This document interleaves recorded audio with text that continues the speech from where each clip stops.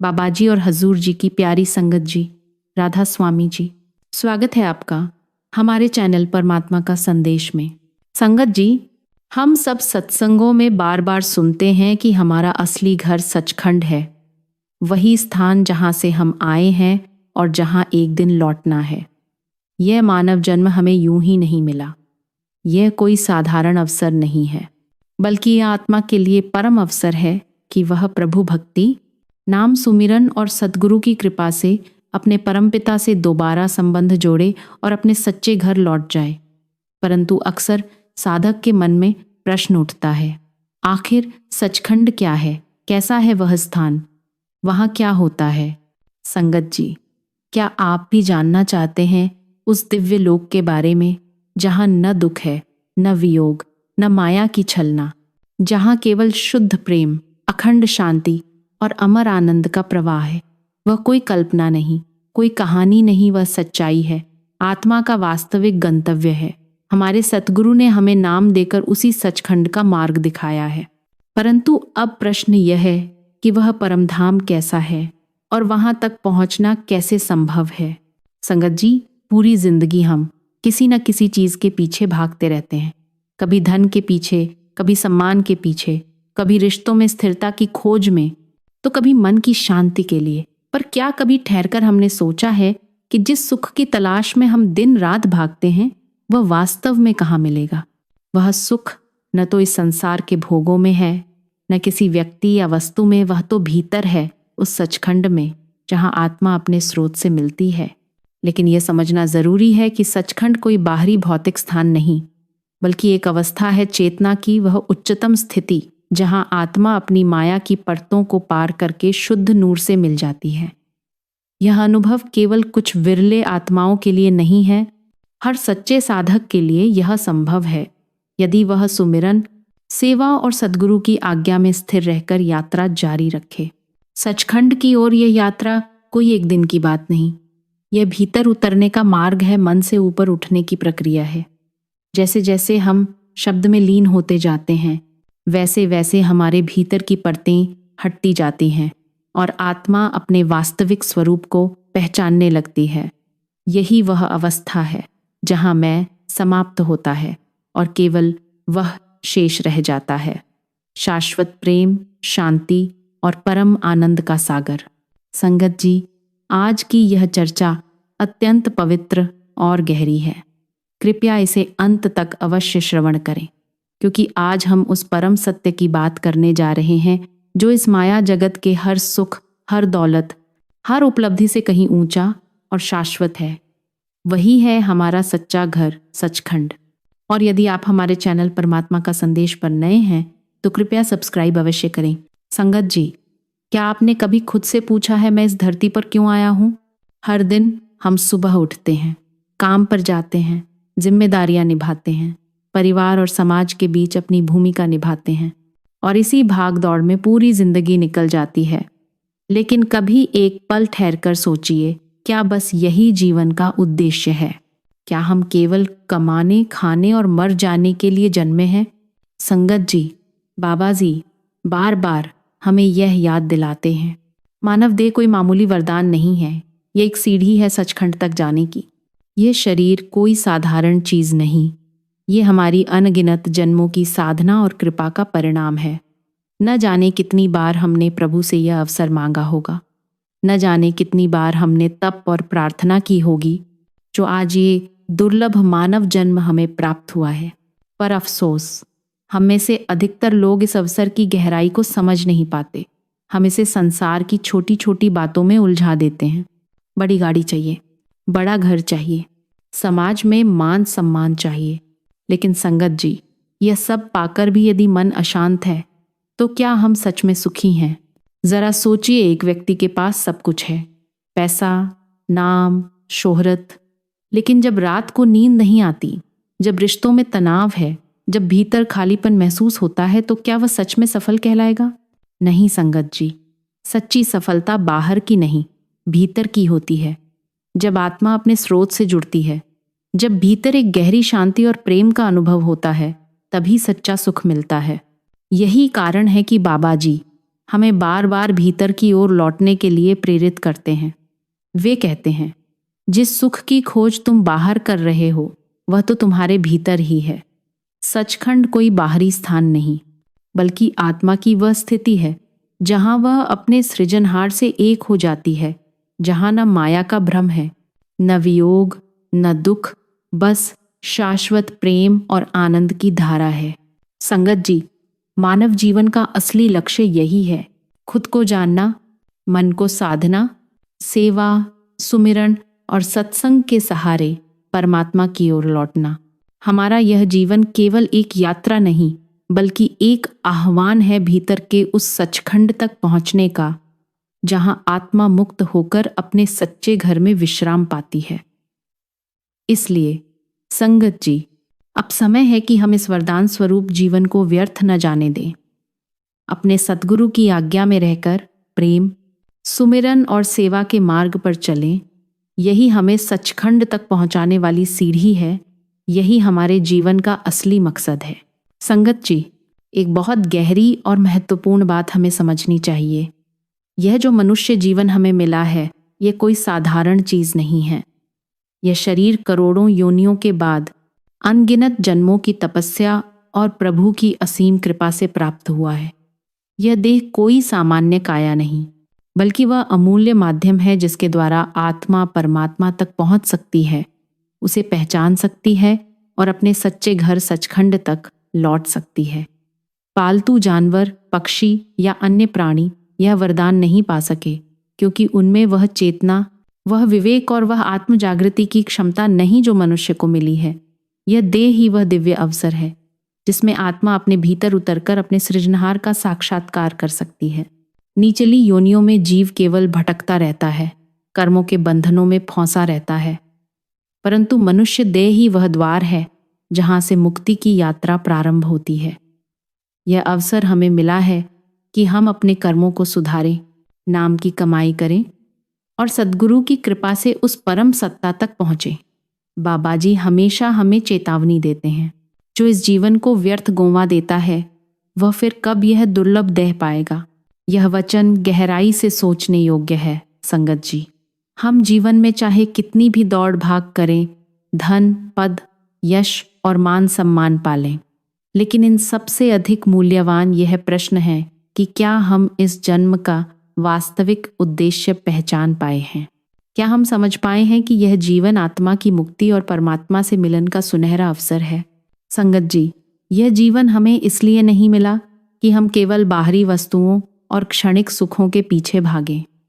इसका उद्देश्य कहीं अधिक गहरा है, भीतर की यात्रा करना, मन को साधना और प्रभु से पुनर्मिलन की प्रक्रिया में प्रवेश करना।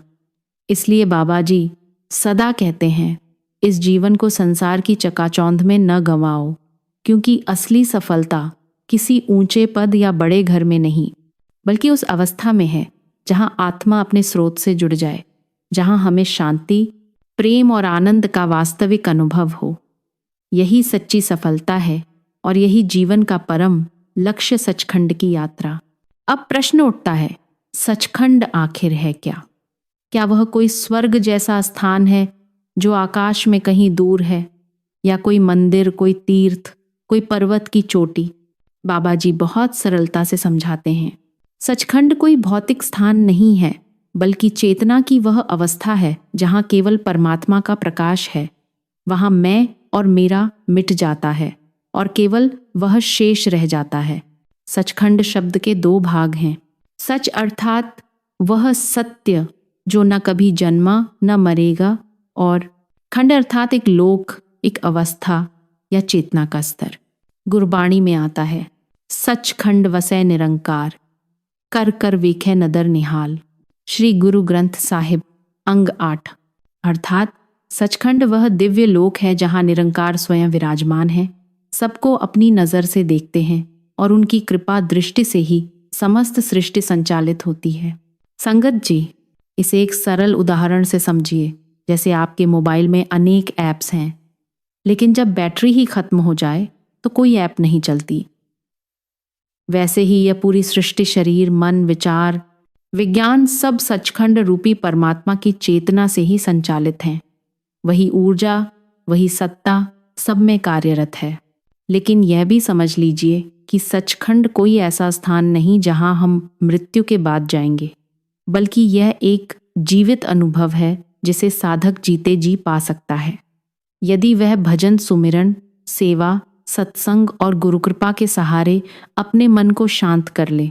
बाबा जी कहते हैं, जिस दिन मन की तरंगें रुक जाती हैं, उसी दिन आत्मा को अपना स्रोत दिखाई देने लगता है, और वही है सचखंड। इसीलिए संगत जी, सचखंड की चर्चा कोई कल्पना नहीं, यह कोई भावनात्मक सोच नहीं, यह एक वास्तविक अनुभव है। यह वही अवस्था है जहां आत्मा अपने सच्चे घर लौटती है, जहां विभाजन समाप्त होता है और जहां केवल प्रेम, नूर और शांति है। आओ इस अमूल्य मनुष्य जन्म का सच्चा उपयोग करें, नाम सुमिरन, सेवा और सत्संग के द्वारा अपने भीतर उस सचखंड की यात्रा आरंभ करें। यही हमारे जीवन का सर्वोत्तम उपयोग है, यही हमारी आत्मा की सच्ची दिशा और यही हमारे अस्तित्व का परम उद्देश्य है। संगत जी, क्या आपने कभी यह सोचा है कि सचखंड केवल संत महात्माओं के लिए ही संभव है? बाबा जी इस भ्रम को बड़ी सरलता से समझाते हैं। सचखंड कोई बाहरी स्थान नहीं, बल्कि चेतना की वह अवस्था है जहां मन, अहंकार और माया का प्रभाव नहीं होता। वहां केवल शुद्ध प्रेम, शांति और अनंत आनंद रहता है। अब जरा अपने आसपास देखिए, जीवन के अनुभवों पर ध्यान दीजिए। एक व्यक्ति ऑफिस से थककर घर लौटता है, लेकिन उसका मन इतना भटक रहा होता है कि परिवार का संग भी संतोष नहीं दे पाता। कोई मंदिर जाता है, पूजा करता है, पर फिर भी उसके मन में भविष्य की चिंता और बीते कल की कसक रहती है। कोई ध्यान लगाता है, लेकिन मन एक ही मिनट में 100 दिशाओं में दौड़ जाता है। संगत जी, क्या ये लोग सचखंड के पास हैं? नहीं, क्योंकि उनका मन, जो वास्तविक यात्रा का मुख्य साधन है, अभी भी बाहर ही दौड़ रहा है। सचखंड की यात्रा बाहरी नहीं, बल्कि भीतर की यात्रा है। ये उस क्षण की यात्रा है जब मन शांत होता है, जब मैं मिट जाता है और केवल वह शेष रह जाता है। संगत जी, आपने अनुभव किया होगा कि कभी कभी भजन करते करते आंखों से आंसू बहने लगते हैं, या अचानक एक अजीब सी शांति और प्रेम की अनुभूति होती है। वही सचखंड की झलक है। सचखंड कोई 5 सितारा होटल नहीं है जहां केवल विप लोग पहुंचते हैं। यह वह आंतरिक अनुभव है जहां आत्मा अपने स्रोत परमात्मा से एक हो जाती है। बाबा जी कहते हैं, जब मन का शोर थमता है, तब भीतर की धुन सुनाई देती है, और वही सचखंड का प्रवेश द्वार है। संगत जी, जैसे रेडियो में सिग्नल हमेशा होता है, लेकिन जब तक चैनल ठीक से ट्यून न हो, आवाज़ नहीं आती, वैसे ही सचखंड हमेशा हमारे अंदर है। पर जब तक मन सुमिरन, सेवा और सत्संग के सहारे ट्यून नहीं होता, तब तक उसकी धुन सुनाई नहीं देती। इसलिए सचखंड कोई दूर का स्थान नहीं, कोई भौतिक लोक नहीं है जहां हमें जाना है। ये एक अवस्था है, एक अनुभव है जिसे हम अपने भीतर पा सकते हैं, और ये संभव है यहीं इस जीवन में। संगत जी, अब बाहरी दौड़ से थोड़ा हटकर उस भीतर की यात्रा शुरू करने का समय है, जहां सचखंड बसता है, जहां सच्चा आनंद हमारा इंतजार कर रहा है। और यदि कोई हमसे पूछे सचखंड तक पहुंचने का रास्ता कहाँ से शुरू होता है, तो उत्तर सरल है, अपने अंदर से। पर इस भीतर की यात्रा के लिए भी सच्चे मार्गदर्शक, सही दिशा और उचित साधनों की आवश्यकता होती है। यही साधन है नाम सुमिरन, सत्संग, सेवा और गुरुकृपा, जो हमें उस दिव्य अवस्था तक पहुंचाते हैं। संगत जी, चलिए आज बाबा जी के दिव्य उपदेशों की रोशनी में समझने का प्रयास करते हैं कि सचखंड तक पहुंचने का मार्ग वास्तव में क्या है। सबसे पहला और सबसे महत्वपूर्ण कदम है सतगुरु की शरण। बाबा जी कहते हैं, गुरु बिन ज्ञान न उपजय, गुरु बिन मिले ना मोक्ष। यदि आप किसी पहाड़ के शिखर पर पहुंचना चाहें, तो क्या बिना मार्गदर्शक, बिना नक्शे बस यूं ही चल पड़ेंगे? बिल्कुल नहीं।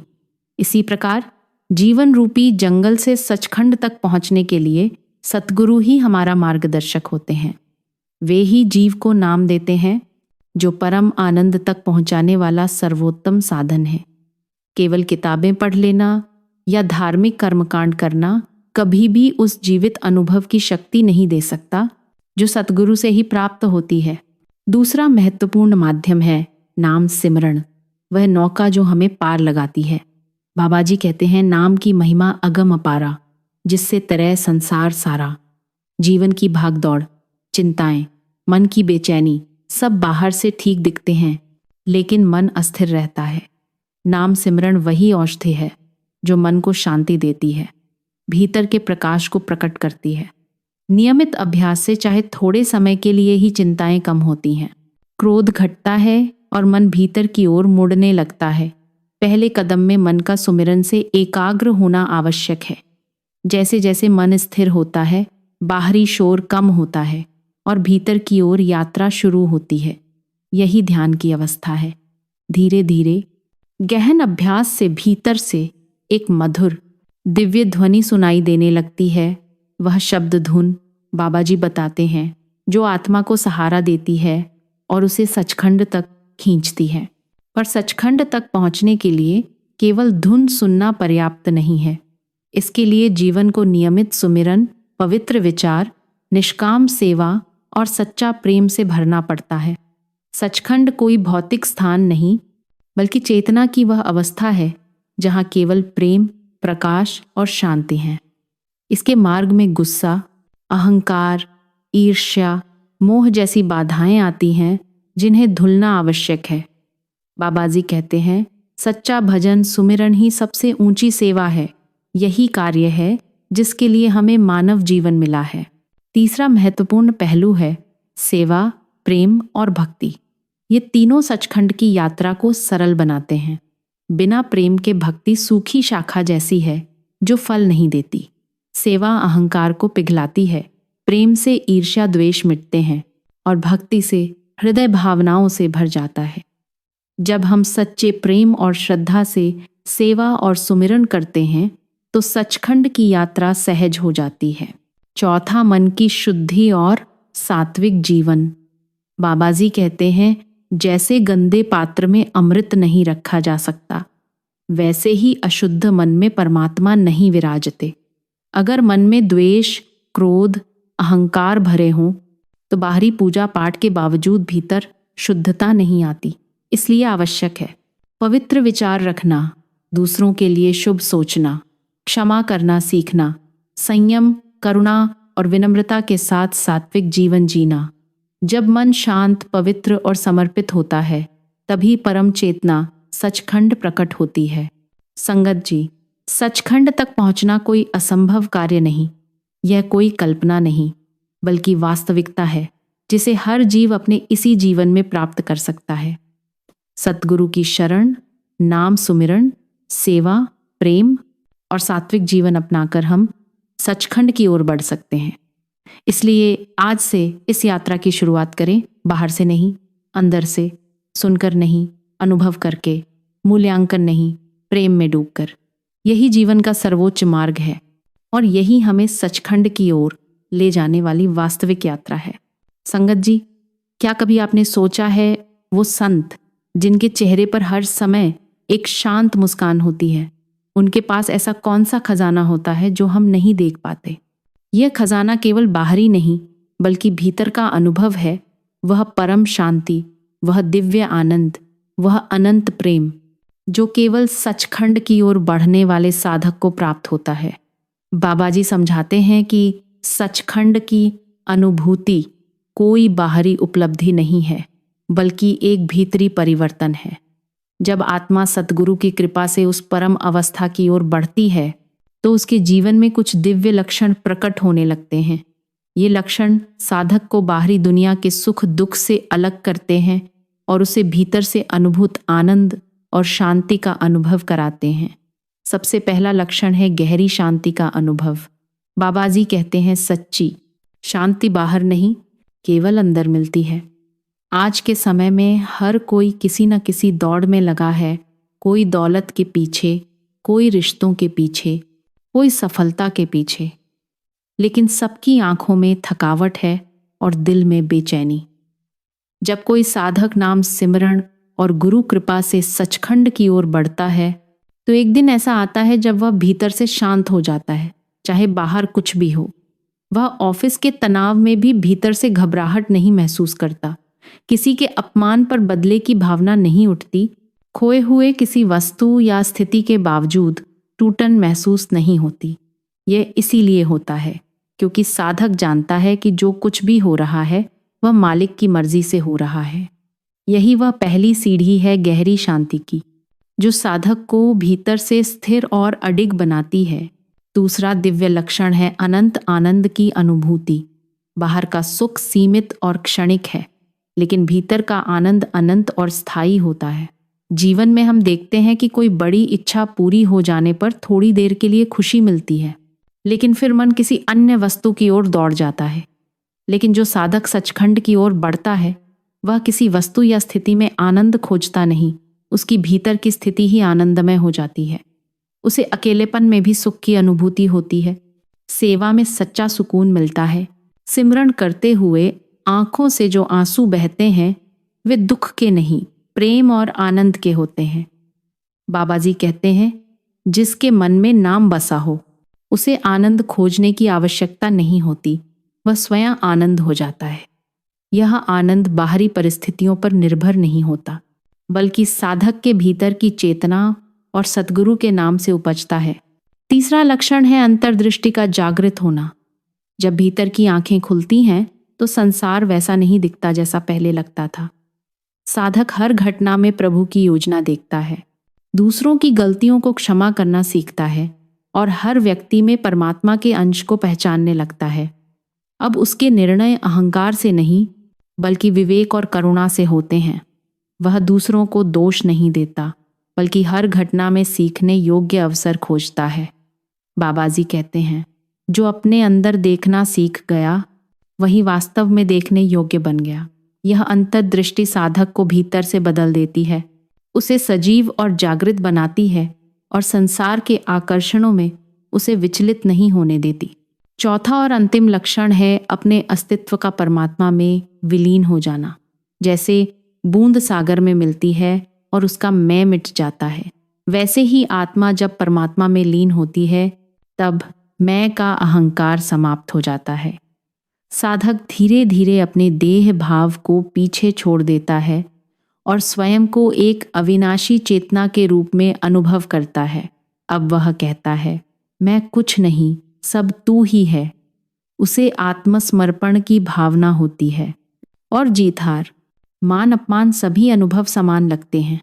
यह अवस्था अत्यंत ऊंची है, लेकिन सतगुरु की कृपा और निरंतर अभ्यास से इसे प्राप्त किया जा सकता है। संगत जी, ये लक्षण दिखावे के लिए नहीं होते, ये भीतर की क्रांति के चिन्ह हैं।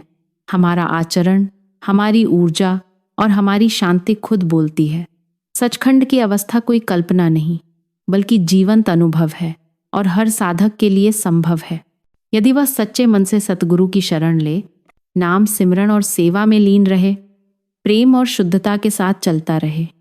महापुरुषों के अनुभव हमें यह बताते हैं कि जो संत महात्मा जन्म और मृत्यु के पार चले गए, उन्होंने जीवन में ही परम आनंद का अनुभव किया।